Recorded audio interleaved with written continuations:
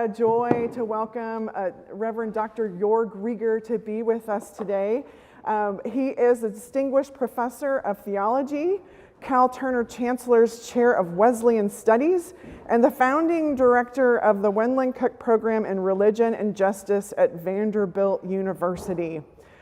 Author and editor of 25 books and over 170 academic articles, his books include Jesus versus Caesar, for people tired of serving the wrong God. I know, you want to pick it up today. No Religion but Social Religion, Liberating Wesleyan Theology. Unified, We Are a Force, How Faith and Labor Can Overcome America's Inequalities. And Faith on the Road, A Short Theology of Travel and Justice. My personal favorite, which he noted is actually kind of old at this point, is Christ and Empire, but it's a classic in my mind. He lectures nationally and internationally, and his works have been translated into numerous languages.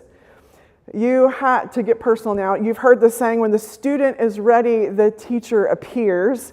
Well, that is true for me with Joerg.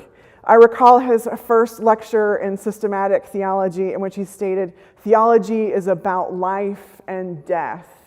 And I thought to myself, finally, finally, someone who will help me with all my questions. So I had the good fortune of being part of a global theological immersion experience with Joerg in Sao Paulo, Brazil. And at a time of intense turbulence in the Episcopal Church and my own ordination process, Joerg and his wife, Rosemary, provided support and encouragement at a time in which I was tempted to despair. For a very long time now, Joerg has been a champion of marginalized voices, and at a time it included my own. So thank you for your life-giving ministry, Joerg. Welcome to All Saints.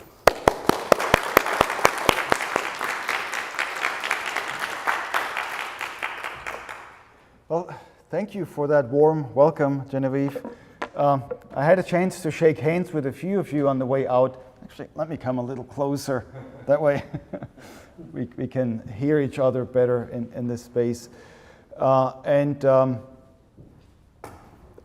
When we talked about me coming through Austin, the idea was, maybe this is a place for us to be in conversation. And so since this is a fairly small group, let me suggest I'll do a presentation, but I want to have time for conversation. So think about questions, things you would like to raise as we go through. And then, with this size group, we can even, if you want to raise a question as I'm presenting, raise your hand and we can stop at any point. So the basic conversation here is about, what difference Christianity makes in the world, how Christians care, how we actually relate to the people around us.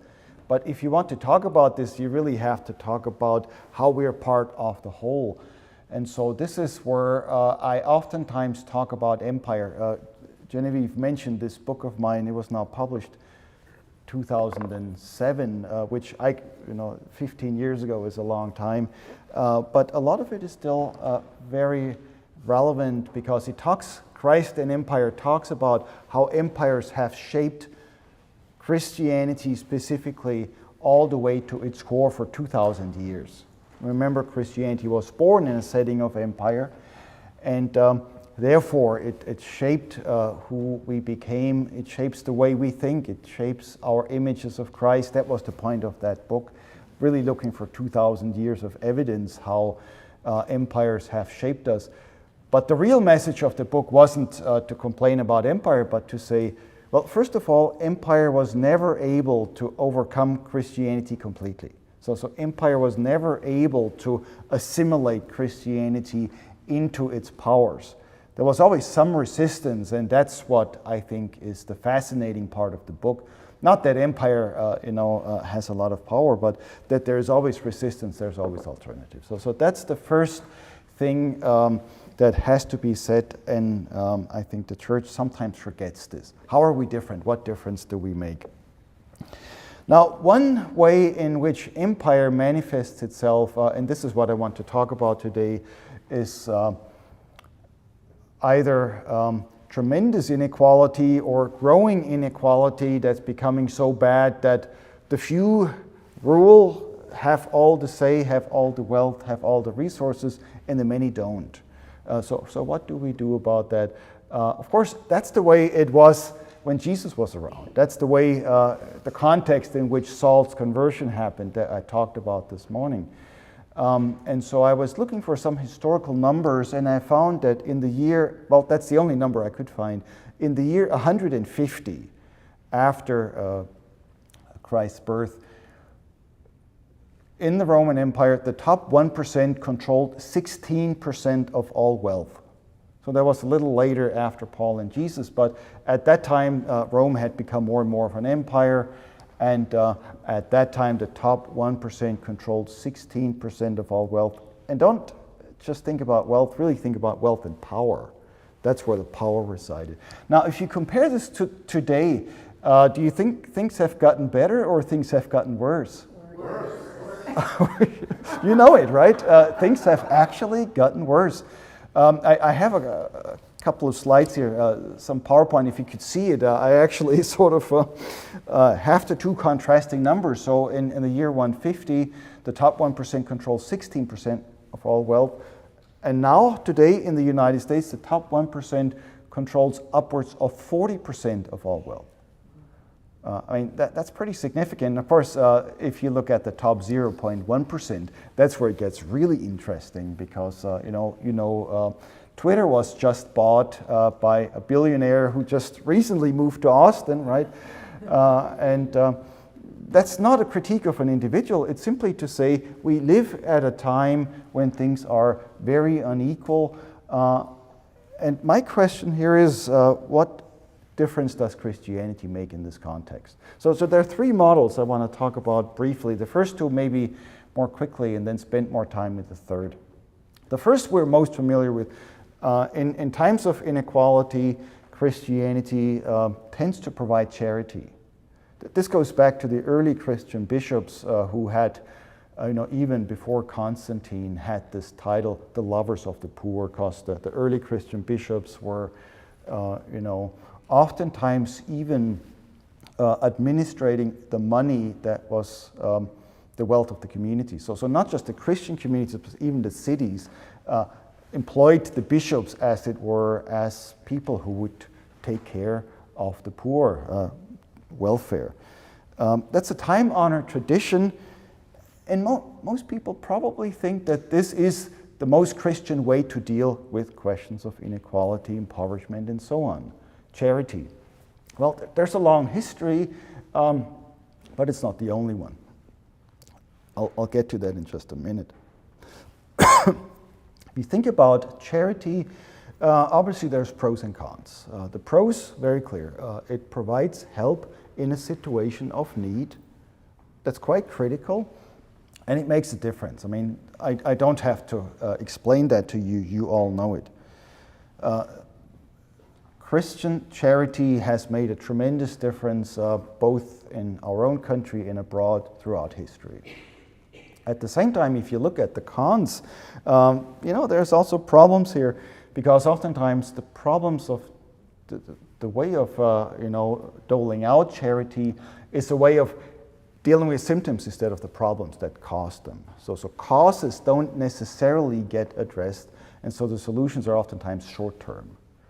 The person that gets a meal today will probably have to come back for another meal tomorrow.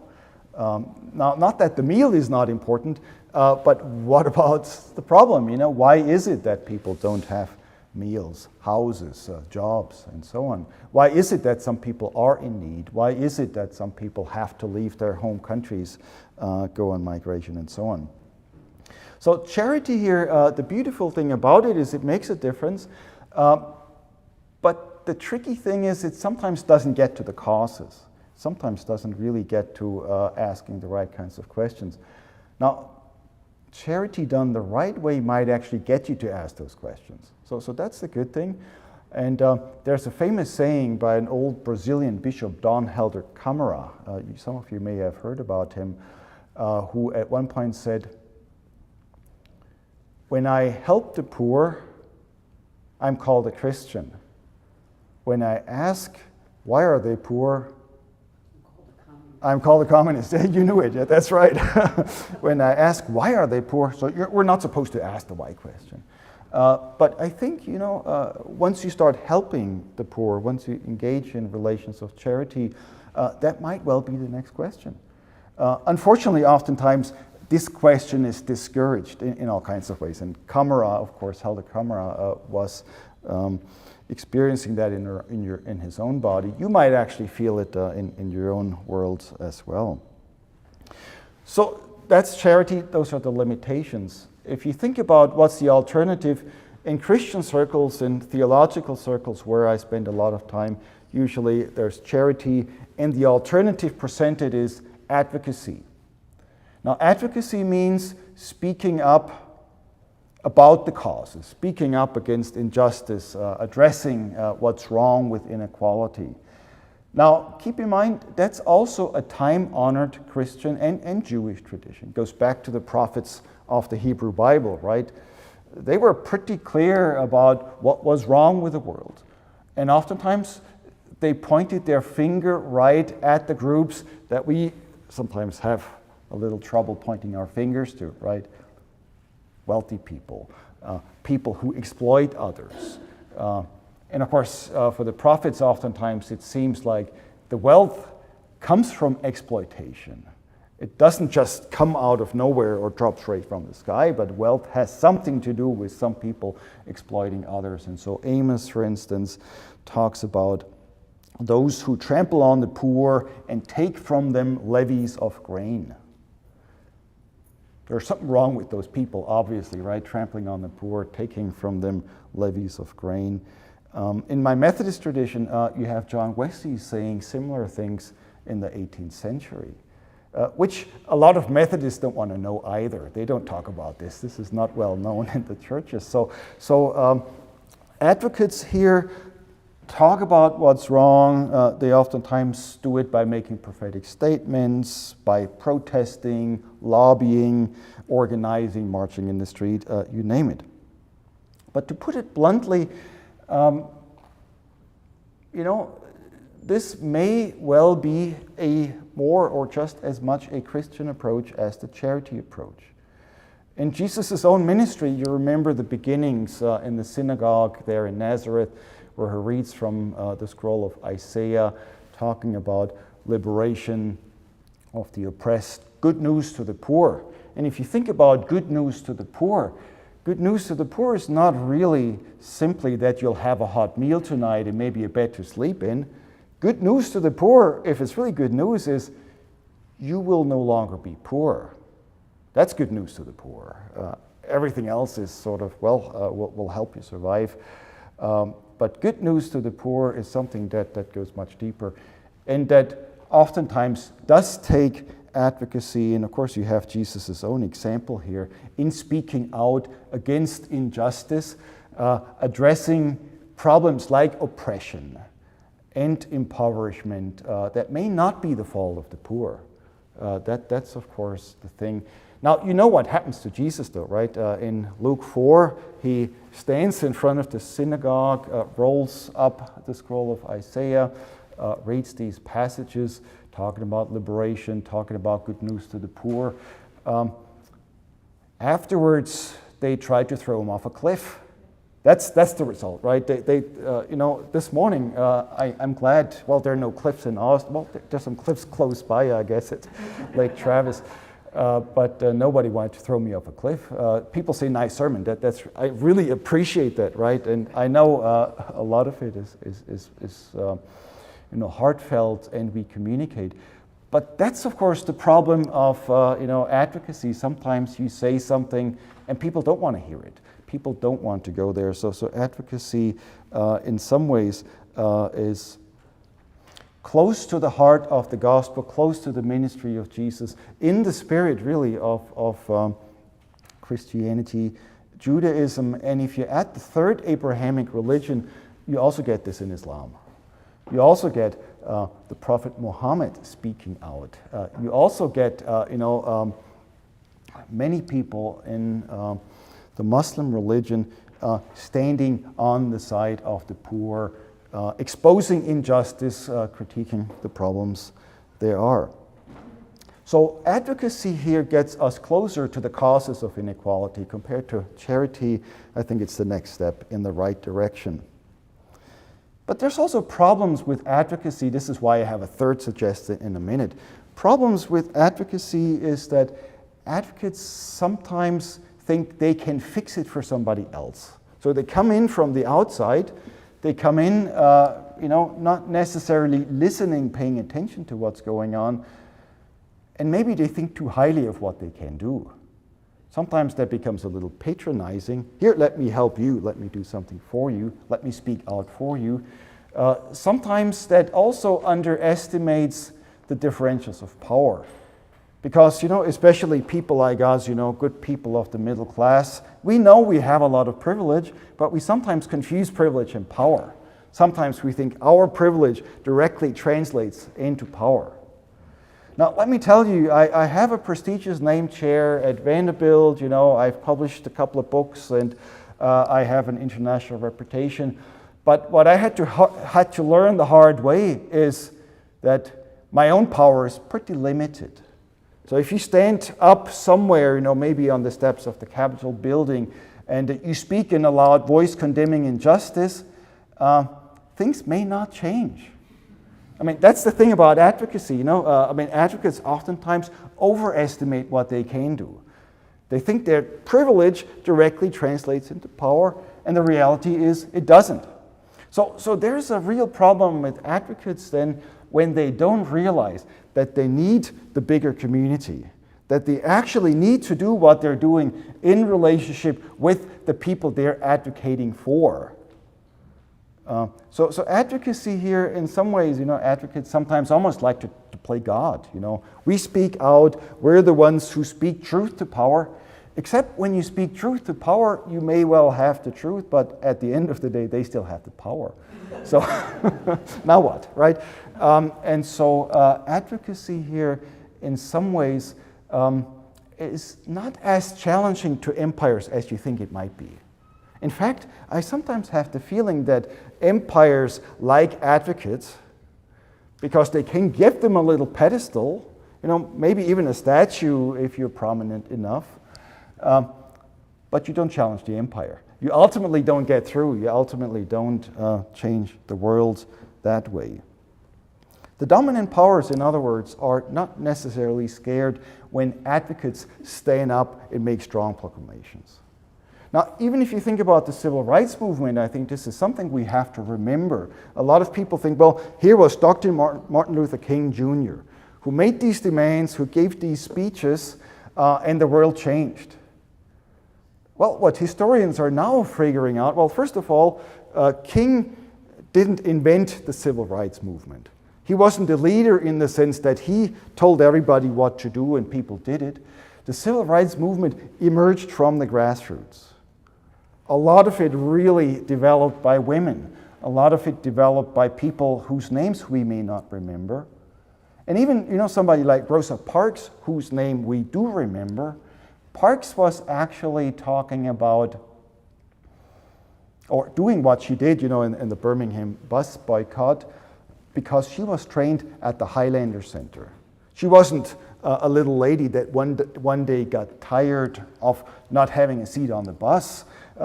There was a broader community backing her up, training her, getting her ready for that moment. And so the lonely advocate, or the couple of advocates that think we can just walk up to the powers and tell them what's wrong, oftentimes ignore that. So this is the third thing. This is what I want to spend the rest of my time talking about. This is what I'm calling solidarity. How is that formed? What difference does that make? And could this be a model for Christianity going forward? Now, this is the work that we're doing at the Wendland-Cook Program in Religion and Justice at Vanderbilt. And you can actually find us if you Google religionandjustice.org. One word, religionandjustice.org. And we're doing this work in conjunction with the Southeast Center of Cooperative Development, that's also in Nashville. That one you can find if you Google co-ops now, co-opsnow.org. And solidarity is the basic principle that drives us, because what solidarity is doing, that charity and advocacy are not doing, is to remind us that at least the 99% of us are more in the same boat than we ever realized.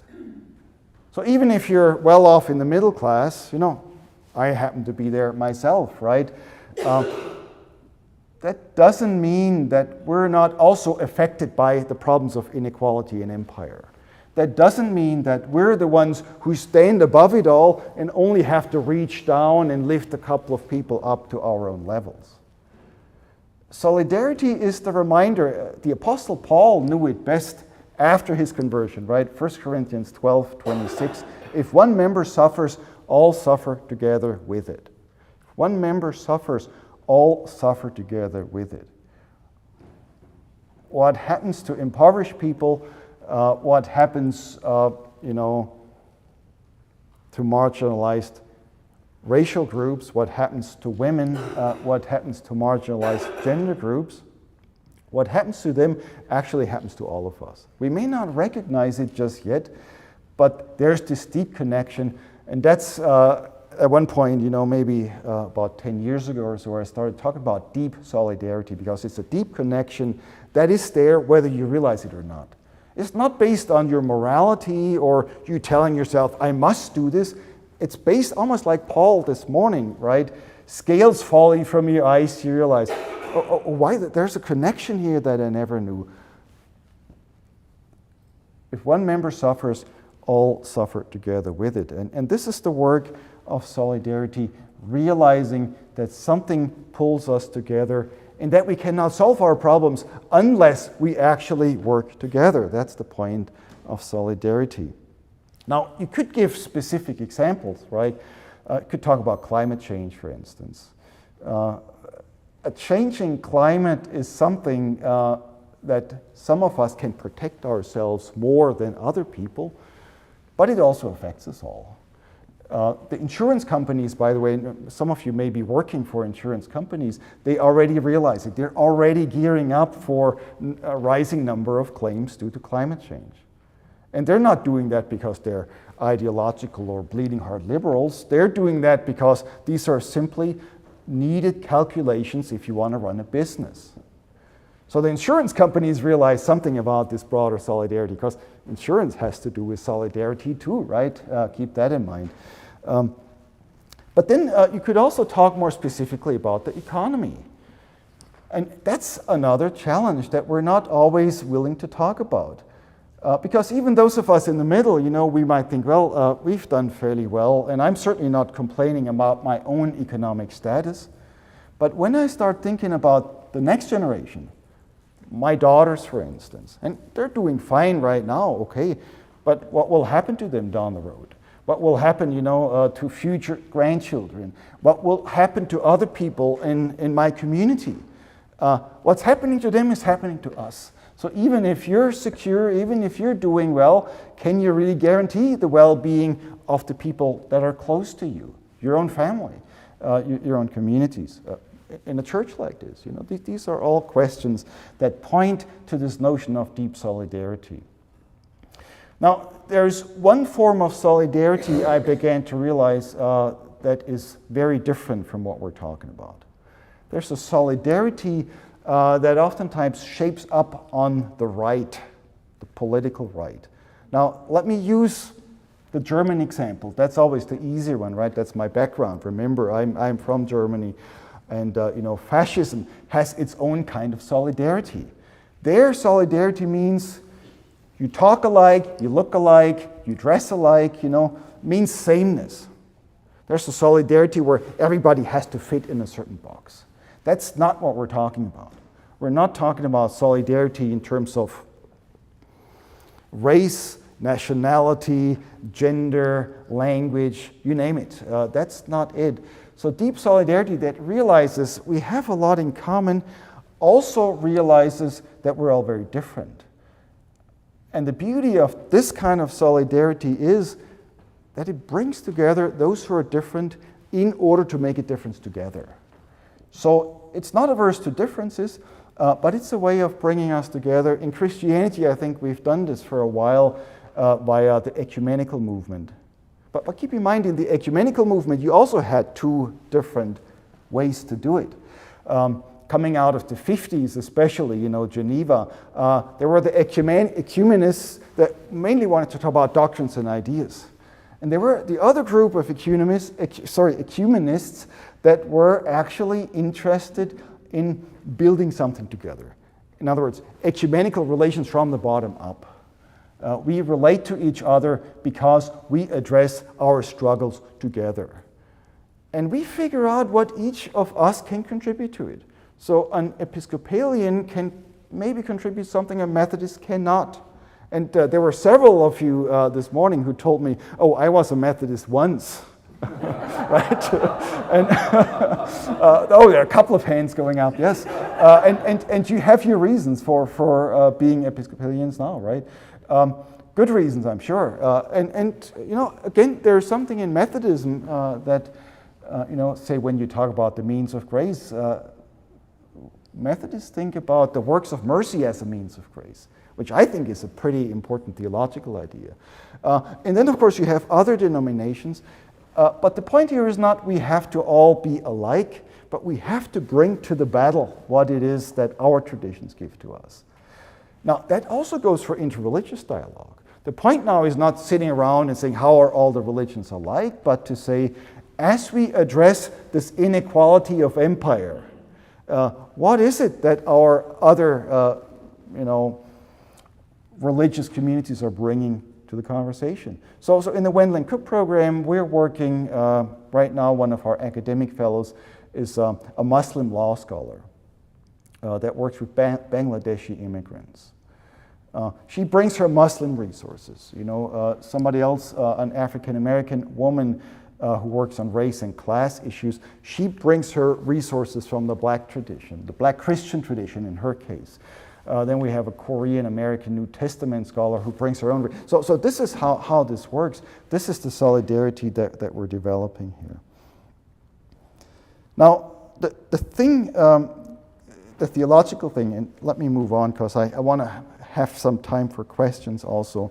The theological side of it is that once you start reading the Bible in this light, you'll find some parallels that are actually pointing towards deep solidarity more so than to charity or advocacy. That may be coming as a surprise. Let me take you all the way back to the beginning sort of the people of Israel. One of the founding stories is the burning bush story. You remember it, right? Moses in the desert, hearing the voice of God out of a burning bush that's in flames but is not consumed. And people always think, well, the miracle of the burning bush is there's a bush that's burning and not being consumed. I would say maybe the miracle of the burning bush is what that voice from the bush is saying. I mean, imagine, here is God saying, I have heard the cry of the people, I have seen their misery, and now we're going to do something about it. That's the story of the burning bush. And that's pretty surprising, especially if you think about God as some force of the universe sitting on a throne looking down benevolently. No, here God actually enters the action. God joins the Hebrew slaves in a fight for liberation, building solidarity, as it were. In Islam, by the way, it is Aisha who is she the wife? Is she the mother? I think she's the mother of Pharaoh. Or I think she's the wife. Sorry, I get that confused now. I think she's the wife of Pharaoh. Aisha is the one who supports the Hebrew slaves. So there's solidarity here even among the Egyptians, some of the Egyptians in the palace with the slaves themselves. Now, that's a pretty big theological claim. That's a pretty big claim about a lot of other things to realize. Here's God leading a fight of liberation, bringing people together in a way that's very surprising. Or take it to the New Testament. Really one of the very radical women in the New Testament that we're oftentimes not appreciating for her radicality. I mean, we're appreciating her all the time, but not for her radical statement. It's mother of Jesus, Mary. In the beginning, the Magnificat in the Gospel of Luke, you know, she talks about God lifting up the lowly. That's what you probably remember. But she also talks about the God who lifts up the lowly is pushing the powerful from their thrones. The one who fills the hungry with good things is sending the rich away empty. That's the Magnificat. And one of these pairs preaches much easier than the other one, right? Lifting up the lowly, filling the hungry with good things. Well, great, yes, we all agree. But pushing down the powerful from their thrones, sending the rich away empty, that's a bit of a challenge. And some people feel like, well, that's either we don't talk about it or it's just mean-spirited. But what if this is the way in which you can actually bring the rich along? Sending sending the rich away empty once in a while may be the sort of thing where the rich hear the voice of God and get converted, brought back into this solidarity. Being pushed down from your throne once in a while might be a good thing because it brings you back into solidarity. So here, God's self, I would say, is acting in producing these relationships of deep solidarity. And keep in mind, Mary is not just talking about herself. She's not just talking about, looky at me, you know, I had this great life and this great story. She's talking about the many people like her. Because keep in mind, we usually talk about the marginalized and minorities, and we think there are a few people like that need our help. But the reality is, this is the majority of the world's population. This is even the majority of people in the United States. There's an economist whose argument is that the working class in the United States is at least 2/3 of all Americans. So the working class is the majority. And if you think about the middle class, that's another third, or a little less so perhaps. Most of our fates are very closely resembling the fates of the working class too. So in this sense, what Mary is talking about is not just, an exceptional person who had a hard life and who is lifted up. She's talking about lifting up the masses, making a difference. There's another interesting little parallel here where some of the more recent Jesus research now talks about Jesus not primarily being just a preacher or a religious figure, but an organizer. And if you think about it, that makes a lot of sense. I mean, what Jesus is really doing is bringing people together, building people power, creating relationships, where people fight each other. That's what the empire also does. It turns people against each other, divide and conquer, all these things. If you want to read something along those lines, read some of the work of Richard Horsley. There's a book, Jesus and Empire.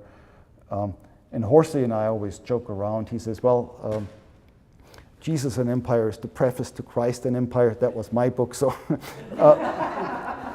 and the truth is, I do not talk about the historical Jesus in my book because I thought there were other people like Horsley who can do that better. So I don't ever assume I can do everything myself. So the thing here about Jesus is, think about discipleship. What is discipleship other than organizing the disciples to come together and to make a difference? That's organizing, right? We think discipleship is something you do in Sunday school or maybe at some specific, Methodists talk a lot about discipleship for sure. Some specific religious thing. But discipleship is really building this community and organizing.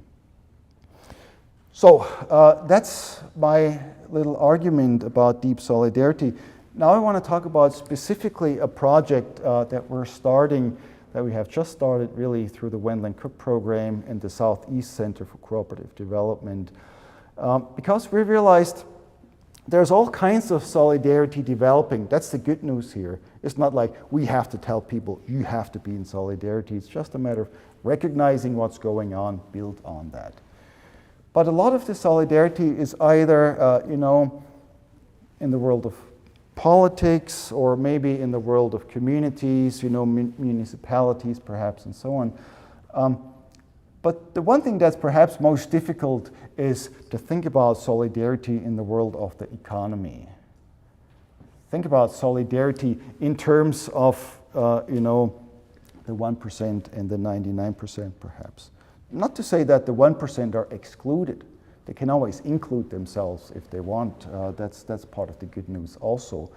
But solidarity here develops as working people come together, start building some working people relationships and also some working people power in order to push back against these dominant powers of empire that we're finding. And for that, we found worker cooperatives to be a great model.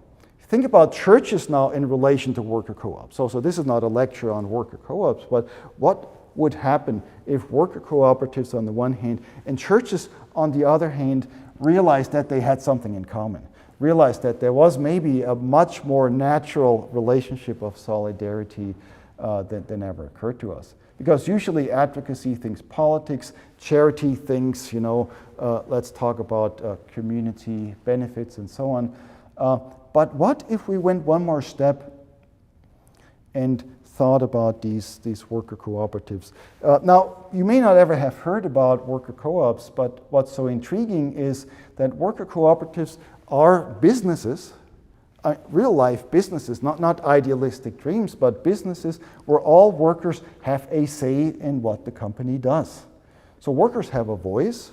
Workers are the ones who decide what happens to the profit of the company. Workers are the ones whose know-how ultimately helps move the company forward, build it. And workers are the ones who then connect with each other in what we're calling economic democracy. In the US, we think a lot about political democracy, which is one of our great legacies. It's also in danger, you know this. But we're never really thinking much about economic democracy. Yet economic democracy and political democracy in so many ways go hand in hand. You can't really have much of a political democracy unless you also have at least a bit of economic democracy. Think about it. If you spend the bulk of your waking hours at work, and your workplace is actually not a democracy, but a dictatorship perhaps, are you living in a democracy or not? Well, some of your life you are, but most of your life you're not, right? So building economic relationships here seems to us to be something that's significant for relationships in general. But don't think just politics and economics, think religion now also, because it's the same thing, right? If you spend the bulk of your waking hours in a non-democratic place, then you're supposed to be democratic in politics.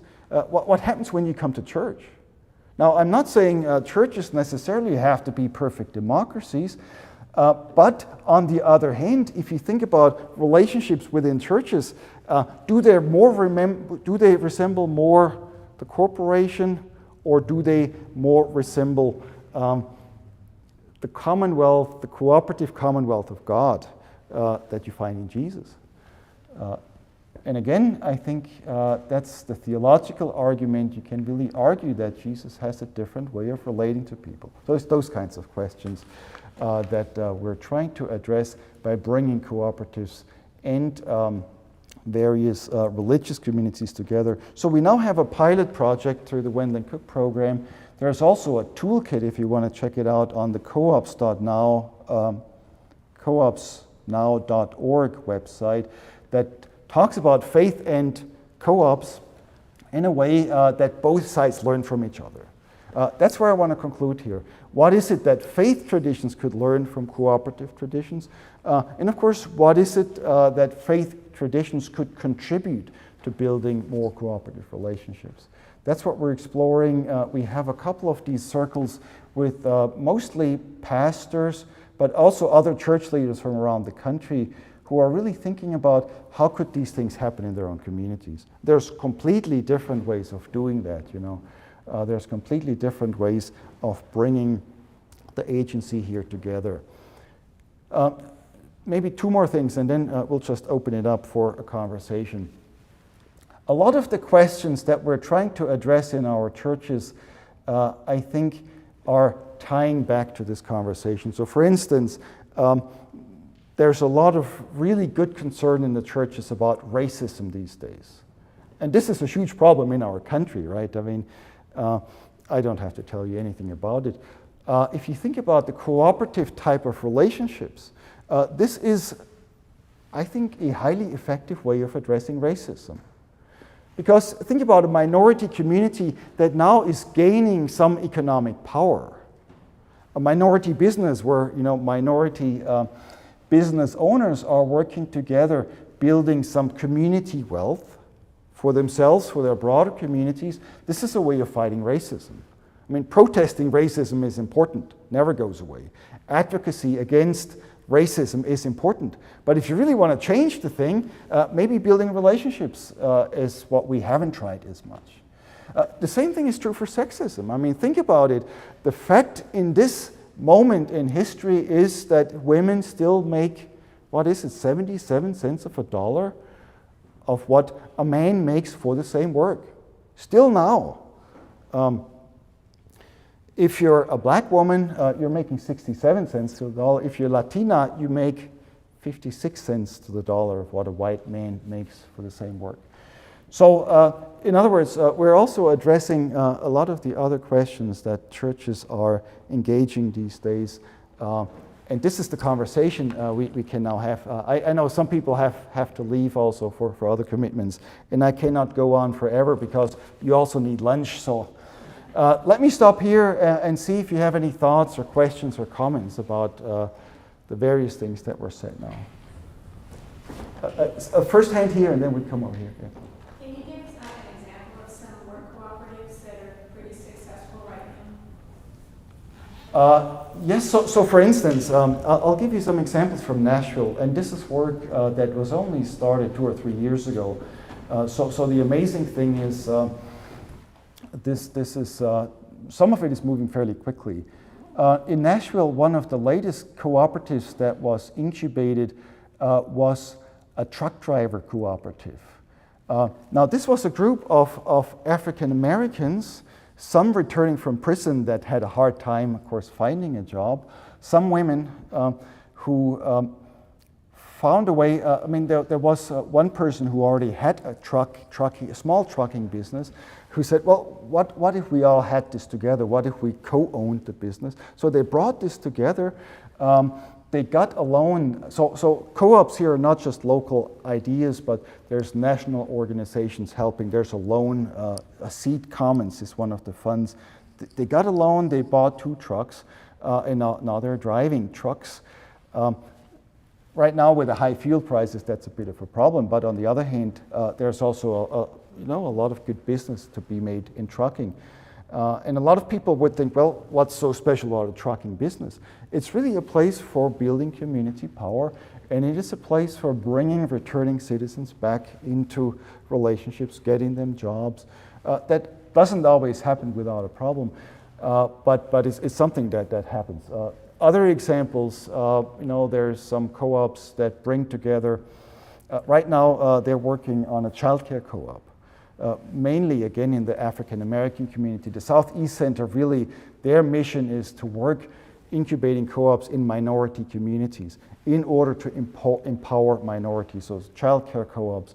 Another one is a cleaning co-op.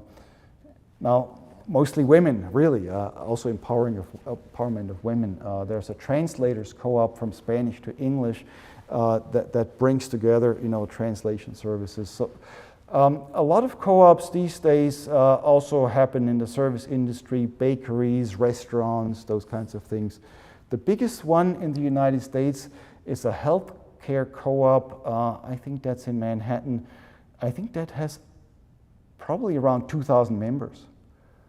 So I mean, those things happen all around the country, and what's important, of course, is that they're all networked. So, if you build your own thing, that might be really challenging and oftentimes doesn't go so well. The other story about co-ops is that the statistics show that cooperative startups are much more successful than individual business startups because they're more resilient, they have community support and so on. So that's maybe a longer answer than you wanted, but it's those kinds of things that I think are really exciting. And this is where churches would really have a place to play because churches sometimes have resources, they have real estate, and so on that could be brought into that equation also. So,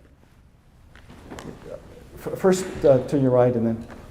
Yes, this is an idea that I've had, but I haven't read any economists saying this, so I wonder if you have.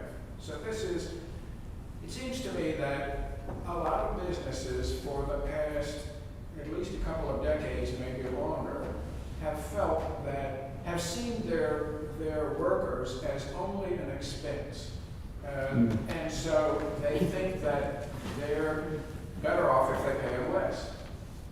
And the problem is, from the global point of view, that if everybody succeeds in doing that, then there's less money to go buy stuff. So it depresses the whole economy. And the recessions that we've had have taken longer and longer to recover from because people don't have any money. Because once again, around the country and around the economy, businesses have succeeded in getting rid of unions and lowering the power of the workers, paying them less. And so, in the aggregate, they have less customers. It depresses the whole system, except for that tiny 1% or some very small fraction at the top. That's right. I mean, the surprising thing, think back to solidarity. So we're talking about solidarity on the one hand versus empire on the other hand. The one thing you have to remember about empire is they all crumble eventually. I mean, the Roman Empire crumbled, all the other empires, British Empire is not doing too well either.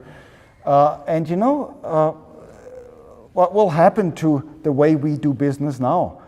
The one thing I can tell you as a Christian is this is not eternal. Capitalism is not eternal. A lot of Christians find it easier to imagine the end of the world than the end of capitalism. So think of it that way. Wow, yeah. The good news in all of this is that what we're talking about actually makes sense. So this is not some idealistic pipe dream about how we should be in solidarity. It's like exactly what you're saying. Valuing working people actually makes sense, right? Valuing the natural environment actually makes sense. Treating workers as if they didn't matter, treating nature as it didn't matter, is actually very destructive. This is why we have some of the problems that we're having. And there's a lot of economists who are doing this work. Minority economists oftentimes, but also some of the dominant economists are rethinking the world along these lines. So what's so exciting about it is this is now no longer trying to fix a stopgap and say, workers need slightly different treatment. It's saying, there is something in the lives of working people that could make a tremendous contribution to this country, to our economy, to the world, to our quality of life that we're overlooking. We could talk more specifically about economics there, but that's sort of the general hope that we're finding. And what if the churches this time would be on the right side instead of the wrong side, right? And I see that happening. When we did our research on religion and faith in co-ops, we found only a handful of churches that were already doing this around the country. So it's not many, but there's some and there's more coming along. So that's the hope. And it's not built on a dream, it's actually built on reality. You also had a comment, question? Are you talking? Yes, please. Yeah. Well, you're talking right into something I've been thinking about a lot the last couple of weeks, is how we have such a, most of us, many of us, have a great platform for advocacy, that we're totally wasting, which is Facebook. We talk about our pets and our cute kids and grandkids and food and entertainment and jokes and everything, but we seem hesitant, or I've been hesitant, to, for instance, share an editorial or some excellent comments that I totally agree with on Facebook, because I'm afraid people will, oh, that's boring. You know? And I think maybe it was feel that way. We feel like it's maybe not nice because we see so many on the other side say everything they would think or want to say.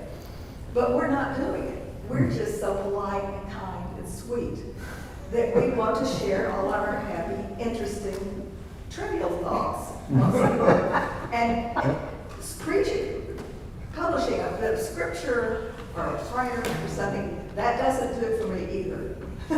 I really want to be able to say to people, the world, my Facebook followers, whoever, this guy said something really good. I really believe this. This is, you know, and to let people know, I think those of us who feel the way that those of us in the room feel, we're being too timid about using this platform.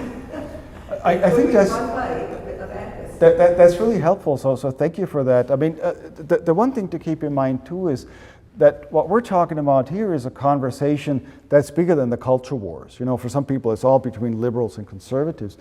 What we find by talking about working people, the contributions, economic democracy, you know, sometimes conservatives see, oh, well, maybe if you really wanted to honor workers, there would be something. But today is May 1st, right, which is the International Day of Labor, which started in Chicago.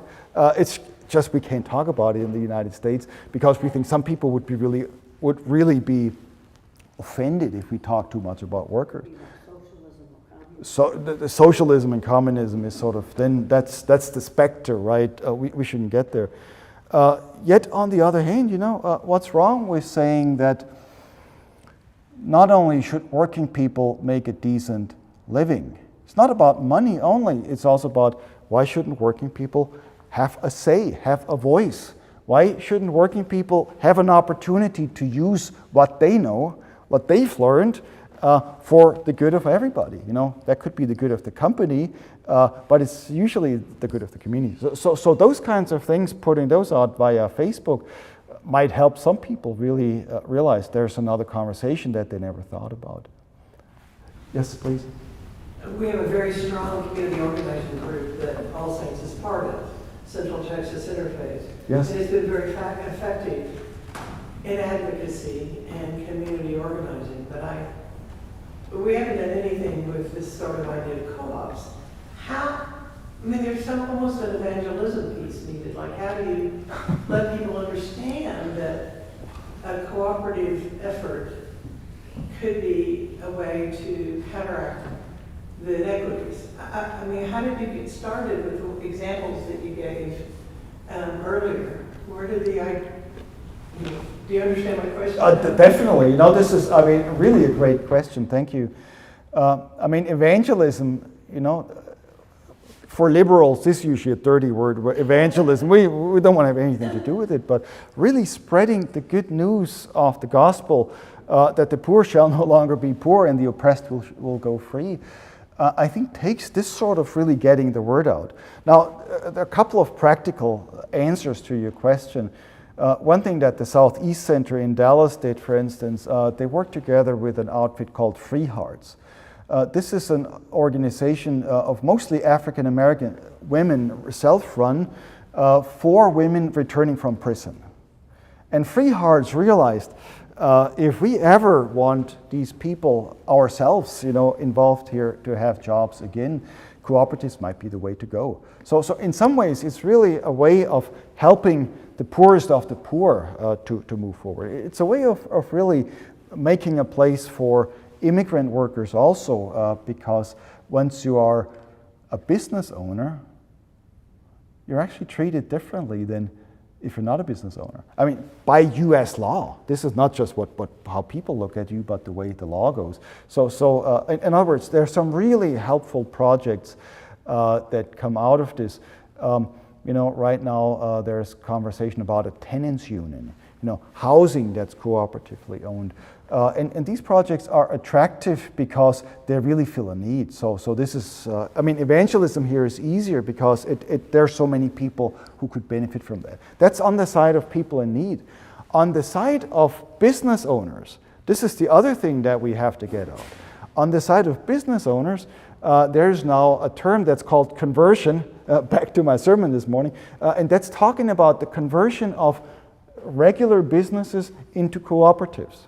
There's a process for that, and the beauty of it is that there's a lot of, with the baby boomers generation retiring, there's a lot of businesses now that are up for sale and that do not find buyers because people don't want to buy your small business.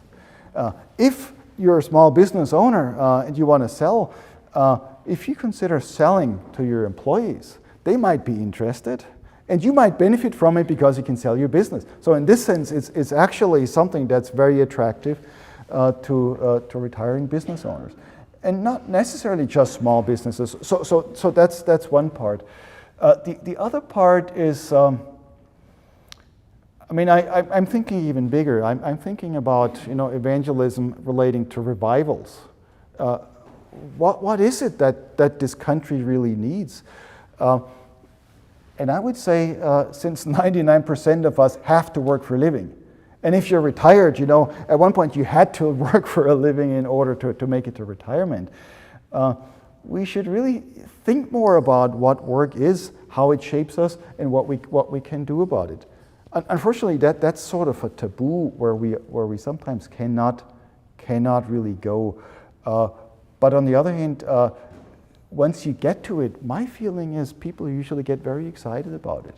They feel, well, finally we can talk about stuff that matters to us in a way that is exciting, that's not just critique. A lot of our students at Vanderbilt are what we call social justice warriors, and they do a lot of good work. I have tremendous respect for the social justice warrior task. I'm part of it myself, but oftentimes we speak truth to power without thinking about how do we build power. The Austin organization is probably part of the IAF. We had. I lived in Dallas when I taught at SMU for 22 years. There's an IAF affiliate there also. Of course, San Antonio is the place where a lot of it started. But what I find with the IAF, especially in the Dallas world, there was often a hesitancy to even talk about labor. Talk about all kinds of things, but labor seems to be, that's. But what if we brought community organizing into that also? What if we made a case to our IAF affiliates that this is a place where we can actually make a difference? So, sorry, that's a long answer, but it's such a good question, so thank you. What's our time frame? I can go on forever, but I know you have to leave at some point. Maybe one more question? If there's one out there? Going once? Going twice? Then I have a final word to say. Very good. Yeah, we certainly don't have to prolong this. So what we're hoping for with our, we call it solidarity circles. We'll start another one of these circles in the fall. If some of you might be interested, or maybe some of you know people who are interested, we're thinking really not just individuals, but communities. So maybe a representative from a church that might be interested in getting involved in some ways. Check us out. Genevieve knows how to reach me. And what we would have to have is a conversation that's a little longer than we had now. There's really a good deal of sound business principles here. And that's not my expertise. I'm a theologian, so I want to talk about the theology of it. I care about what this could do for revitalizing the church. I care about what this could do for actually evangelizing the church. And here's the conclusion. Remember, Gustavo Gutierrez is a name that may be familiar to some of you, one of the early Latin American liberation theologians. I spent some time with him in Peru Well, 1993, that's almost 30 years ago. And first question I asked him was to say, what is the point of liberation theology? And he says, evangelization. Well, I thought the point of liberation theology was revolution and bringing justice and ending capitalism or whatever. No, he said it's evangelization in the sense of spreading the good news, certainly in the church. The church also needs it. Don't think the church already got it. So the church needs to be evangelized. But also the world needs to be evangelized. It's just a different sort of evangelization than you might have gotten via Billy Graham or somebody like that. But the challenge is the same. It's really thinking about what difference the gospel makes, what difference, here let's end with Christology, what difference Jesus makes. I often, Genevieve should remember this, this is a test now, right? One of the great mottos of our time is WWJD, what would Jesus do? It's fine, it's better than not to ask the question, but the better question than that one, this is where I leave you with, is what is Jesus doing now? Not what would Jesus do if he were here. He's not here because he's sitting on a throne in heaven somewhere, but what is Jesus doing now? And there I would say the organizer Jesus is still organizing.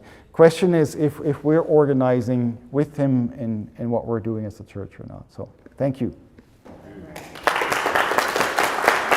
Thanks.